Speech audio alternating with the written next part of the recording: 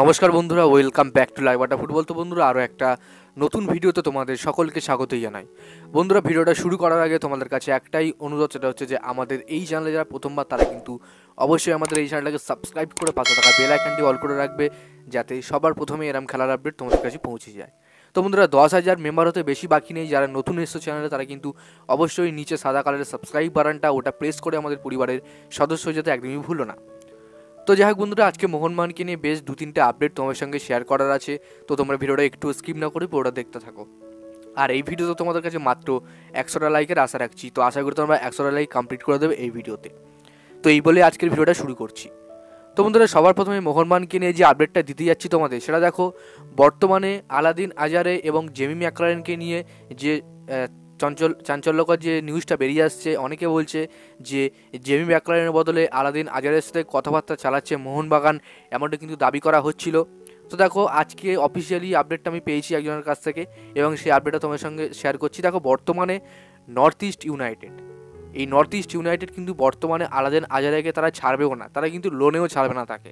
তো এখানে কোনো প্রশ্নই উঠছে না যে মোহনবাগান জেমি ম্যাকলারেনের বদলে আলাদিন আজারেকে তাদের টিমে আনবে। এবং বর্তমানে জেমি ম্যাকলারেন যথেষ্ট একটা ভালো মাপের স্ট্রাইকার, যথেষ্ট একটা নামি স্ট্রাইকার। তো সেই স্ট্রাইকারের হয়তো একটা প্লেয়ারের এখন ডাউনফল যাচ্ছে, তো সেক্ষেত্রে কিন্তু রাইট উইঙ্গার লেফট উইঙ্গারের কাজই সেন্টার ফরওয়ার্ডকে বল ডেলিভারি করা। সে জায়গায় লিস্টন ক্রাউস কী করছে না, একাশের মতন সেলফিস খেলে বলগুলো নষ্ট করছে। সে জায়গায় যদি বলগুলো জেমি ম্যাকলারেনকে পাস দেয়, সে জায়গায় জেমি ম্যাকলারেনের পা থেকে হয়তো 3টের মধ্যে একটা গোল আসবেই, এটা কিন্তু কনফার্ম। তো সেক্ষেত্রে কিন্তু উইঙ্গারেরও অনেক দোষ আছে।